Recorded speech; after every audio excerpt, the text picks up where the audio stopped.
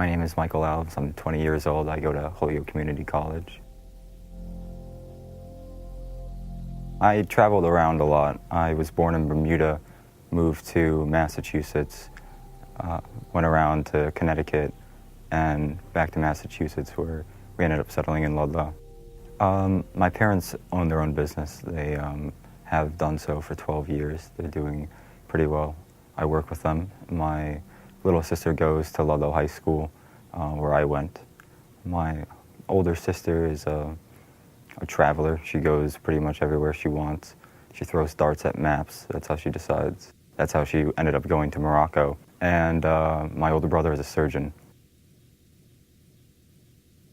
Ludlow was a pretty good school. There were a lot of opportunities there. I was able to engage myself in the community and figure out what I wanted to do.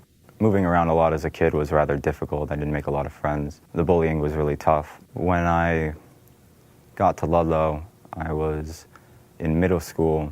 By the time I was ready to go to high school, I was already clinically depressed. During my first year of high school, that kind of got worse. It was really difficult. I had a couple of close friends. They were probably my main support systems. I also did a lot of writing, which evolved a lot as I got older. A few months into high school, I started exhibiting psychotic symptoms, which really took my performance down a notch. My daily functioning got pretty terrible, and it became really difficult for me to do my schoolwork and engage myself in the community.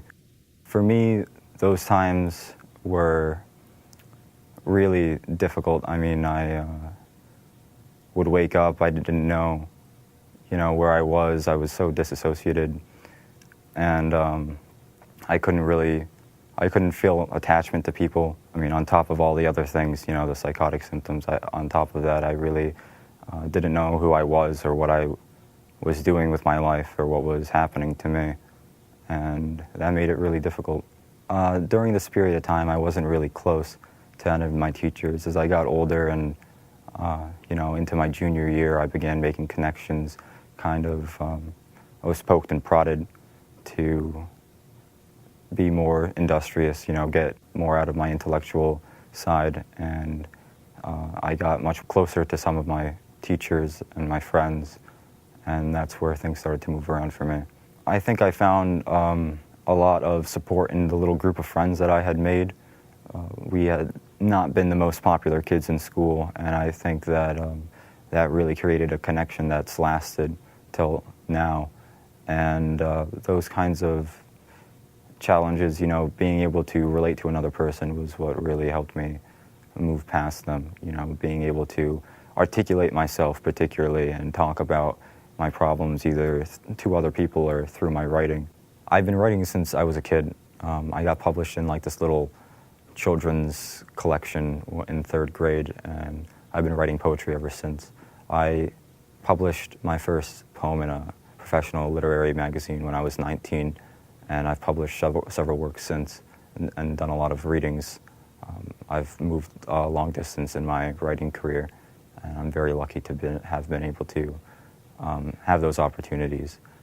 Music is also something I've been pursuing since I was a child. I play the drums. I've done that for, over a decade now, as well as guitar, and I'm currently taking vocal lessons.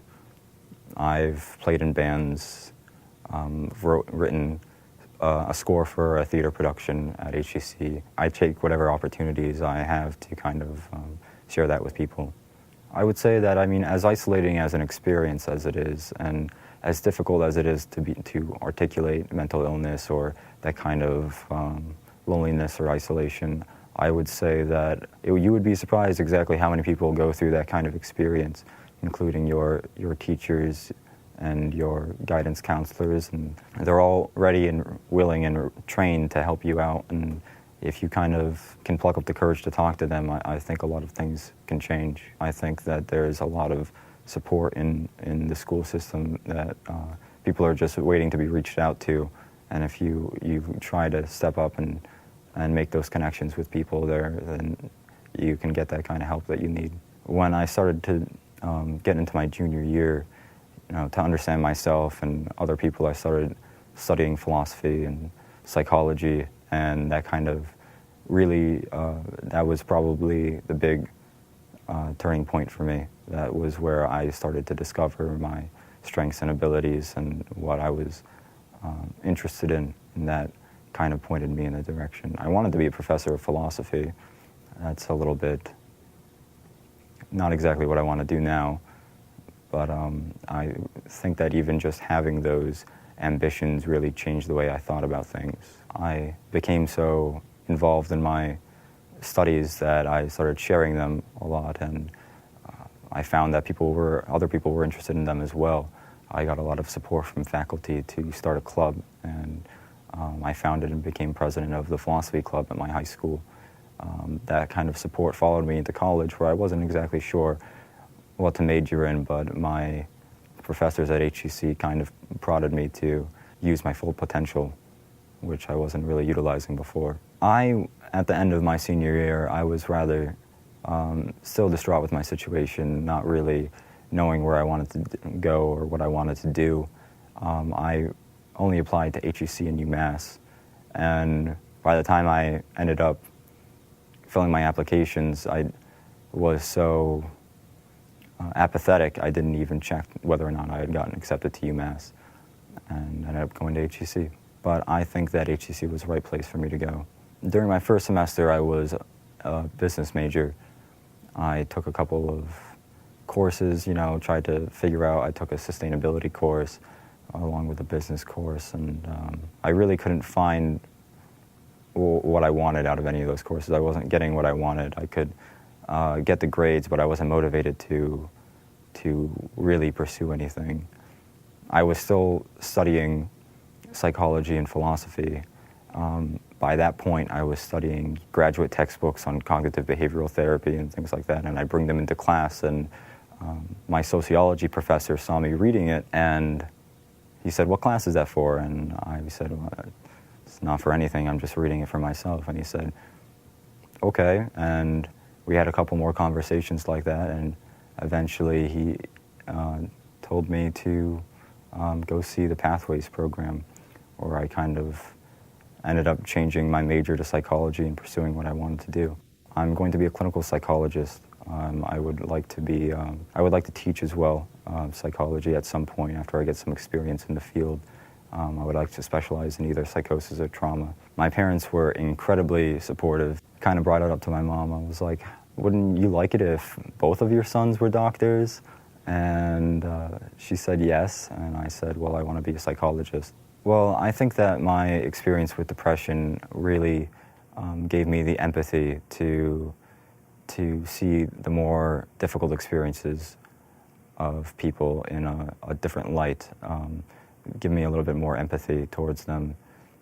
In fact, I just am finishing up doing research on whether or not clinicians with personal experiences with mental disorders are more competent as viewed by the general public, and I found that the general population does view them as more competent, more able to empathize with patients. I feel like that's an asset that I'll be able to utilize in my career. I will be able to create a connection with my patients that not everyone will be able to do. I think that it's almost a calling for me at this point to use my experiences to help others move past theirs. And I think that creating those relationships, trying to help people pass their lowest points is, if I can say it like that, what I was meant to do, what I'm most compelled to do, and I'm very much looking forward to that. I guess I'm still the same person, but my personality has changed incredibly. I mean, I found my strengths, I've confronted what I needed to confront, and I'm moving towards goals that, they were there. I mean, nobody was surprised when I told them I was changing my major to psychology, but at the same time, I'm totally changed in terms of what I've been able to do and what I thought I could do. When I was going through my treatment, I realized that I knew that after the treatment I was going to be a different person, and I kind of made a deal with myself. If I'm going to do this, then I have to promise to be happy afterwards. To myself, I made that promise, and I stuck to my word. I think that making those kinds of promises to yourself to kind of grow and progress can make a pretty big difference if you can keep your word.